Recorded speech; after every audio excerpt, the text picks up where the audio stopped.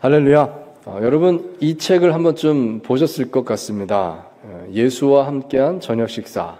어느 날 평범한 셀러리맨 닉 코민스키라는 사람이 한 장의 낯선 초대장을 받는 것으로부터 이 이야기가 시작됩니다. 나사렛 예수와의 만찬에 초대합니다. 밀라노 레스토랑. 처음에는 이게 무슨 어느 교회 전도 초청 행사인가 이런 생각도 했는데, 이렇게 저렇게 생각하다가 이거 직장 동료들이 장난을 치나 또 생각도 하다가, 하여튼 어찌어찌 해서 바쁜 중에 그래도 한번 가보자 해서 가게 됐습니다. 가서 보니까 진짜로 식탁이 차려져 있고 내 자리가 있고 맞은편에 예수님이란 분이 오신 겁니다.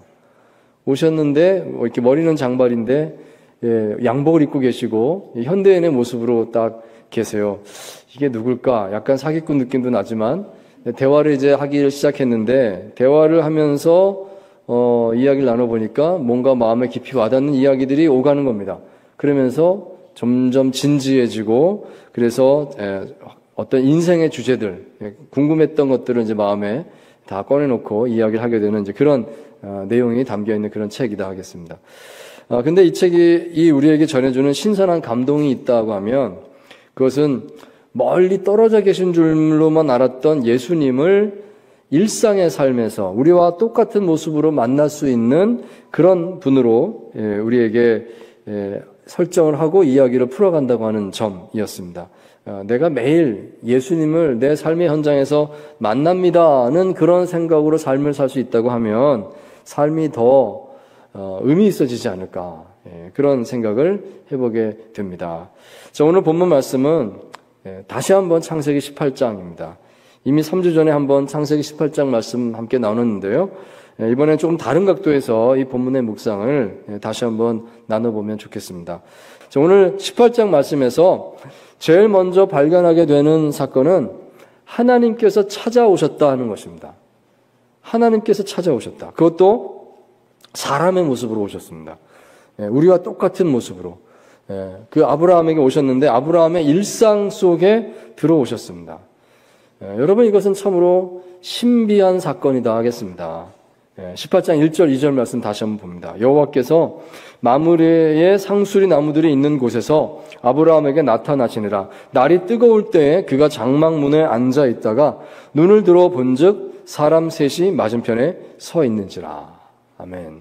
자, 이 장면은 참으로 특별한 체험이 아닐 수 없습니다. 하나님께서 사람의 모습으로 오셨으니까요. 또 다른 천사 둘을 대동하시고 아주 뜨거운 낮 시간입니다. 이때에 마치 오랜 여행에 지친 세 명의 나그네인 것처럼 그렇게 아브라함의 장막문 앞에 이렇게 앉아 있었는데요. 정말 호련히 나타나셨습니다. 저 멀리서부터 오는 모습이 보인 게 아니라 갑자기 나타나셨어요. 좀 신비롭죠. 근데 사람의 모습입니다. 아마도 첫 만남에서 아브라함은 이분이 하나님이시구나 하는 것을 몰랐던 것 같습니다. 그냥 나그네 세 명이 왔구나, 이 뜨거운 대낮에, 이렇게 이제 맞아들이게 된 겁니다. 자, 여러분, 이러한 하나님의 일상 속의 오심은 우리에게 특별한 의미를 준다 하겠습니다. 하나님께서 사람의 모습으로 오셨습니다. 일단 이것은 가장 친밀한 모습으로 오신 것입니다.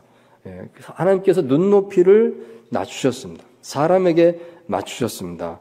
사람과 동일하게 되시고 사람의 수준에서 소통하시겠다는 것입니다. 그런 마음이 느껴지는 것이죠. 또한 이것은 가장 진지한 소통의 시도이다 볼 수 있겠습니다. 마음과 마음이 통하기를 바라시는 겁니다. 멀리서 그냥 메시지만 전한다거나 어떤 사자를 통해서 이거를 전해라 이렇게 한다거나 그런 것이 아니라 직접 오셔서 내가 계속 이렇게 얼굴을 마주대하고 말을 해야 되겠다는 거 아니겠습니까? 이것은 하나님께서 정말 마음과 마음으로, 가슴과 가슴으로 진하게 소통하기를 원하시는구나. 이걸 우리가 알 수가 있다는 것입니다. 그래서 사람의 모습으로 오셨습니다. 자, 그만큼 하나님께서는 지금 이 만남을 아주 특별하게 여기셨음을 우리가 알 수가 있습니다.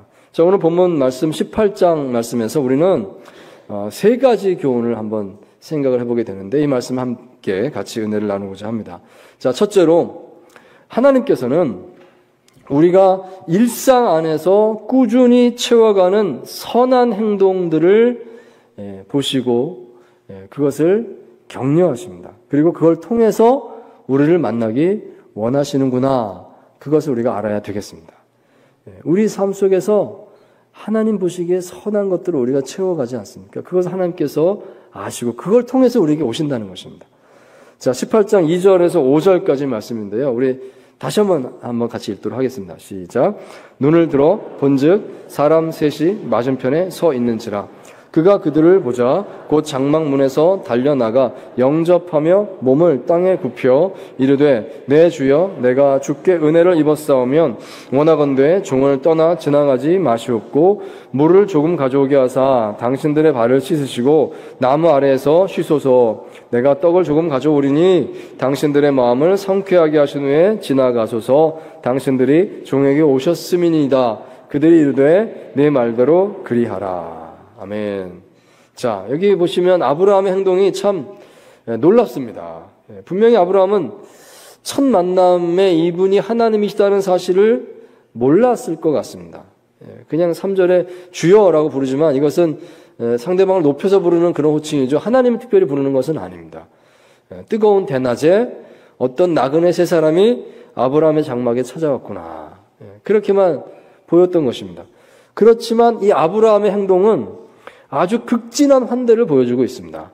상대방을 높여서 주라고 부르면서 자신을 종이라고 칭합니다. 종에게 한참 낮추고 있습니다. 뿐만 아니라 당신들 발 씻을 물을 제가 드리겠습니다. 또 음식을 아주 극진하게 차려서 잘 대접을 하지요. 아주 넉넉한 마음으로요. 풍성한 식탁을 차려서 그야말로 환대를 하고 있습니다. 마치 아브라함은 일생일대의 귀한 손님이 지금 온 것처럼 그렇게 대하고 있다는 것입니다. 자, 우리는 여기서 아브라함이 평소에 소중히 여기고 실천했던 것이 무엇인가를 알 수가 있습니다. 이게 이날만 그랬던 것이 아니겠죠. 아브라함은요, 자신에게 오는 모든 사람에게 이렇게 했겠구나 하는 것을 우리가 알 수가 있습니다. 나를 찾아온 사람은 모두가 다 하나님께서 내게 주신 사람입니다. 그 마음으로 대했던 거예요. 그러니까 오시면 정말 최선을 다해서 나는 종입니다. 쉬었다 가십시오. 모든 것을 대접해 드립니다. 편안하게 힘을 회복하고 그리고 떠나시면 좋겠습니다.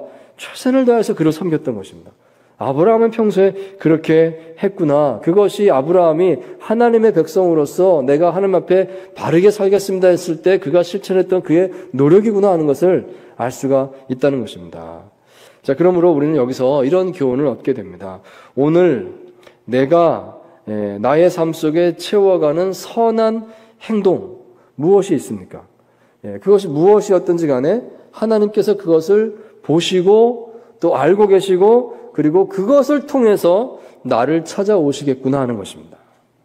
내가 하나님의 백성으로서 선하게 살겠습니다. 그래서 어떠한 노력을 하고 계시는 거예요. 그 노력을 하나님께서 인정하시는 겁니다. 그리고 그걸 통해서 나를 만나주신다. 이걸 알 수가 있는 것입니다. 여러분, 사실 이런 아브라함의 행동은 앞서 창세기 17장 1절과 연관이 있습니다. 이 17장 1절 말씀 봅니다. 제가 읽습니다. 아브라함이 99세 때에 여호와께서 아브라함에게 나타나서 그에게 이르시되 나는 전능한 하나님이라 너는 내 앞에서 행하여 완전하라. 아멘. 하나님께서 이렇게 말씀하셨습니다. 하나님께서 언약을 주시기 직전에 먼저 이 당부를 주셨습니다. 너는 내 앞에서 행하여 완전하라. 온전함에 대한 그 열망을 가지라. 그렇게 살으라 라고 이렇게 말씀을 주신 겁니다. 마땅히 하나님의 언약이 삶에서 이루어지기를 소망하는 사람이라면 그렇다면 이런 삶을 살아야 된다. 하나님 앞에서 온전하기를 지향하는 삶입니다. 내가 말 한마디라도 더 하나님 뜻에 맞춰서 거룩해져야 되겠다. 내가 행동 그 한 토막이라도 정말 하나님 앞에서 신실해야 되겠다. 그 마음으로 하나씩 하나씩 채워가는 겁니다. 온전함을 이루어가는 것입니다. 그런 삶의 자세를 이룰 때에 그때에 그를 통해서 하나님의 언약이 이루어지는 것이다. 하나님께서 이렇게 말씀을 하셨으니까요. 아브라함이 이 말씀을 받은 것입니다. 내가 온전해지려면 어떻게 할까요? 저는 나그네를 환대하겠습니다. 나그네를 하나님 내게 보내주시면 나는 그 사람을 하나님께 하듯 최선을 다해서 그를 환대하고 섬기겠습니다. 그게 아브라함이 자기의 삶을 거룩하게 가꾸어가는 그의 실천이었다는 것입니다. 그걸 하나님께서 보시고 그걸 아시고 하나님께서 그걸 통해서 아브라함 찾아오시지 않습니까? 우리가 이것을 우리 삶 속에 적용해서 생각해 볼 수 있기를 바랍니다. 자, 두 번째로 우리는 하나님과의 1대1 만남을 추구해야 하겠습니다. 신앙이 깊어갈수록 어떻게 되겠습니까? 우리는 나의 하나님을 만나게 되는 것입니다. 나의 하나님, 나와 하나님과 1대1 관계를 우리는 붙들어야 되겠습니다. 자, 창세기 18장 9절과 10절 말씀 우리 같이 읽겠습니다. 시작. 그들이 아브라함에게 이르되 내 아내 사라가 어디 있느냐? 대답하되 장막에 있나이다. 그가 이르시되 내년 이맘때 내가 반드시 내게로 돌아오리니 내 아내 사라에게 아들이 있으리라 하시니 사라가 그 뒤 장막문에서 들었더라. 아멘. 하나님께서 왜 사람의 모습으로 아브라함을 찾아오셨을까요? 과연 누구를 만나고 싶었던 것일까요? 여기 9절에 보시면 그 답을 알 수가 있습니다. 아브라함을 찾아오신 하나님께서 제일 먼저 첫 번째로 물어보신 질문은 네 아내 사라가 어디 있느냐 였습니다. 그렇군요. 사라를 만나기 위해서 오셨군요. 알 수가 있습니다. 사라를 직접 만나야 되겠다. 그래서 친히 사람의 모습으로 오셨다는 것입니다. 자, 그 뒤에 전개되는 이야기를 보시면 하나님께서 사라에게 전하고 싶으셨던 메시지가 무엇이었는지를 알 수가 있습니다. 내년 이맘때에 네 아내 사라에게 아들이 있을 것이다. 이 말씀을 아브라함을 향해서 하시는데 사실은 사라 들으라고 하신 말씀입니다. 당시 풍속상 여성이 그 안에 들어와 있을 수 없고 문 밖에 바로 서 있는 걸 하나님이 아셨습니다. 내가 아브라함한테 말하면 사라가 듣는다는 것을 하나님이 아신 겁니다. 그리고 사라 들으라고 지금 말씀하시는 거예요. 내년 이맘때에 내 아내 사라에게 아들이 있을 것이다 라고 말씀을 하신 것이죠. 사라가 밖에서 들었습니다. 듣고 근데 반응이 웃었다는 것입니다. 그것도 소리내서 웃은 것도 아니고요.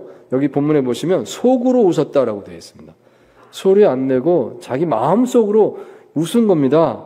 내 나이가 몇 살인데 생리가 끊어진 지가 얼마나 됐는데 황당하다. 무슨 내년에 애를 낳는다고 마음속으로 웃었다는 겁니다. 그런데 놀랍게도 하나님께서 또 바로 말씀하십니다. 13절, 14절 말씀인데요. 여호와께서 아브라함에게 이르시되 사라가 왜 웃으며 이르기를 내가 늙었거늘 어떻게 아들을 낳으리요 하느냐? 여호와께 능하지 못한 일이 있겠느냐? 기한이 이를 때 내가 네게로 돌아오리니 사라에게 아들이 있으리라. 아멘. 이미 앞서 17장에 보시면 하나님께서 아브라함에게 모든 계획을 다 말씀해 주셨습니다. 그러면 사라는 아브라함 남편을 통해서 말씀을 들으면 됩니다. 1년 있다가 아이가 태어날 것이다. 그렇구나. 믿든지 못 믿든지 할 때 남편을 통해서 말씀을 들으면 되는 거였어요. 그런데 하나님께서는 거기에 멈추지 않으셨습니다. 내가 직접 사라를 찾아오겠다. 사라를 만나겠다.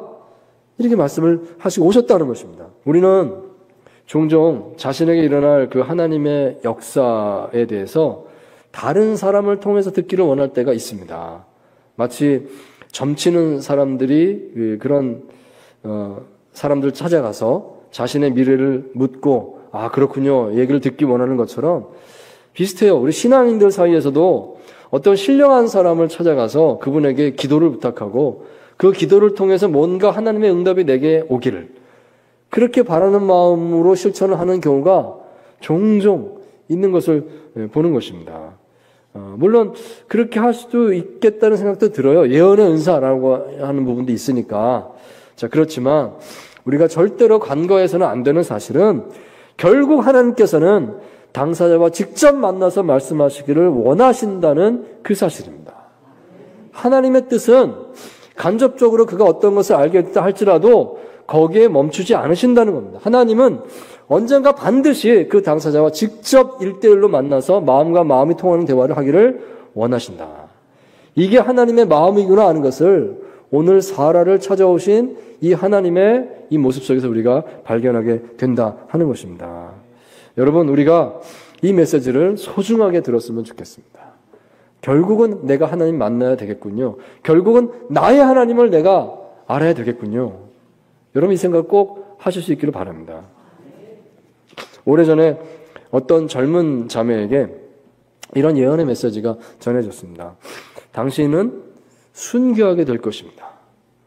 이런 얘기를 들은 거예요. 어떻게 기도를 많이 하시는 어떤 분이 이 자매에게 하나님의 메시지라고 전해줬는데 그 내용이 그것이었습니다. 이 메시지를 들은 이후에 이 자매의 모든 삶이 위축되었습니다. 장래 비전, 열심히 공부하는 그 학업, 교우 관계, 또 남자친구, 또 나아가서 결혼, 전부 다 나는 순교한다고 그랬는데 여기에 다 그냥 다 메워버린 거예요. 그래가지고 성격적으로 좀 우울해지고 이렇게 바뀌어버린 겁니다. 자, 그런데 어느 날 그 자매가 다시 밝아졌습니다. 모든 생활이 다 정상으로 돌아왔습니다. 왜냐하면 자신이 직접 하나님께 다시 응답을 들었기 때문입니다.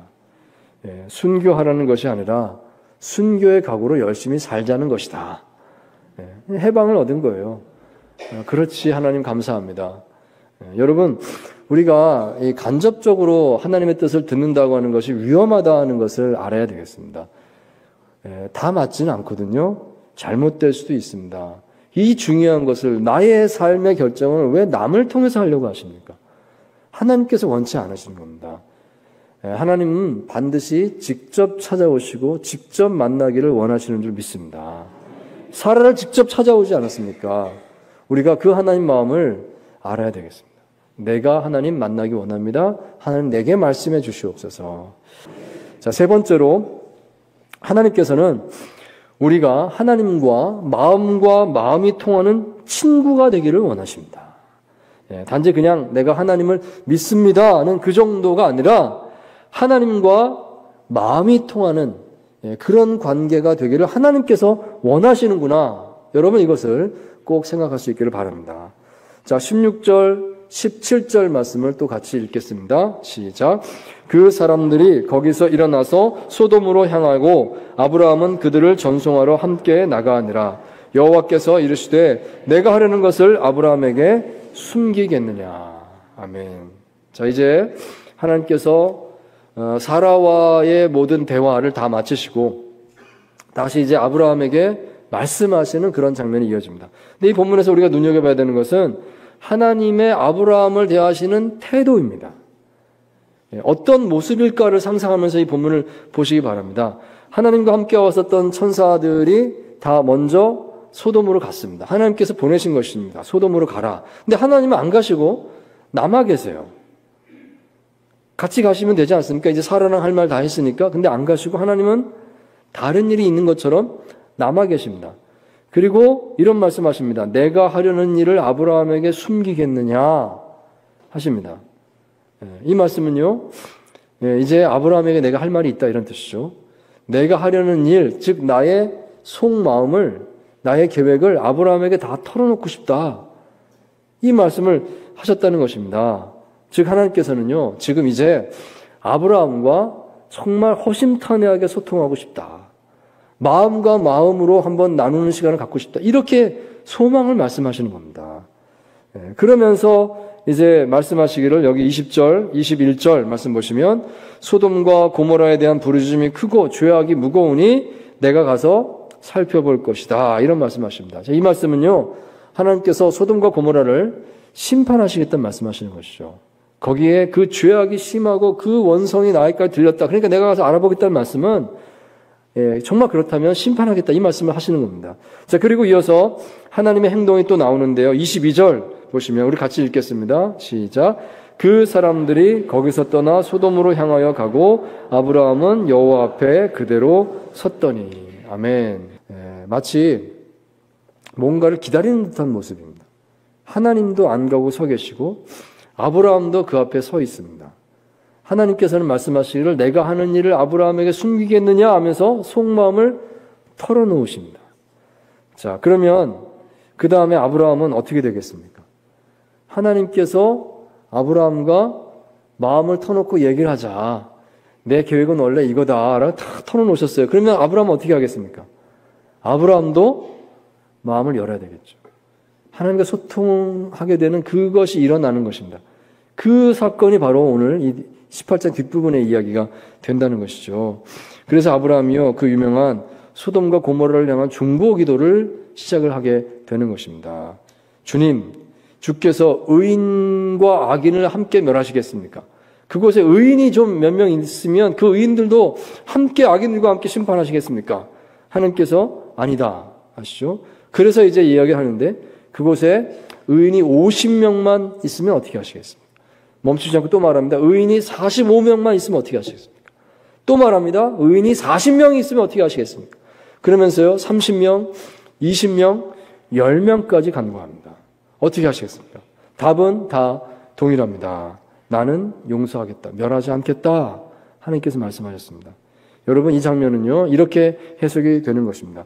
먼저 하나님께서 자신의 마음을 다 이렇게 드러내 보이시고, 내가 하는 일을 아브라함에게 숨기겠느냐라고 열어 보이셨는데, 이 아브라함이 그 하나님의 그 마음을 열어 보이심에 반응을 하는 겁니다. 그러면서 하나님의 마음 속으로 들어가는 겁니다.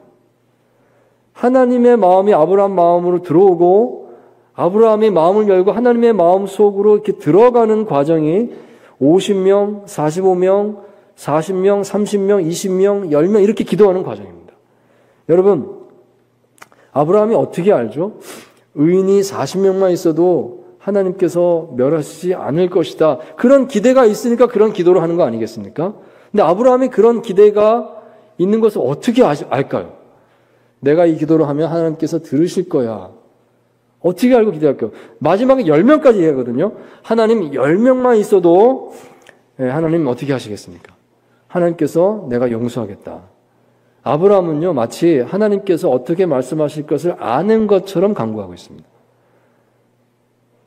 하나님의 마음을 꿰뚫어 보는 겁니다. 아브라함이 하나님의 마음을 봤다는 것이 중요한 겁니다. 이 기도에 6번이나 기도를 하는데요. 이 과정은 아브라함이 하나님과 마음이 통하는 과정이다 하겠습니다. 점점 더 하나님과 마음으로 소통하고 있는 아브라함을 봅니다. 사랑하는 성도 여러분, 하나님께서 바라시는 것이 바로 이것이다는 것입니다. 하나님과 사람 사이에 마음과 마음이 통하는 교제가 이루어지는 것. 그 안에서 우리가 기도하고 그 안에서 응답을 받고 그렇게 이루어지는 것인 줄 믿습니다. 하나님께서 그래서요, 이것을 아브라함을 나의 친구다 이렇게 말씀하신 게 나옵니다. 성경에. 이 친구라고 하는 단어를 쓰세요. 이사야서 41장 8절 보시면 이렇게 말씀하십니다. 그러나 나의 종 너 이스라엘아 내가 택한 야곱아 나의 벗 아브라함의 자손아 말합니다. 아브라함이 누굽니까? 나의 벗이다. 하나님의 말씀입니다.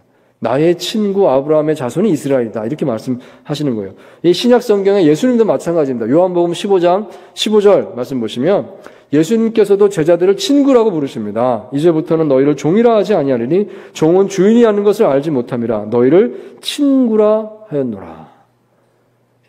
친구니까 우리가 마음과 마음이 통한다. 내 속마음을 다 얘기해 주지 않느냐. 나는 너희와 그런 관계를 맺기 원한다. 이게 예수님의 말씀이었습니다.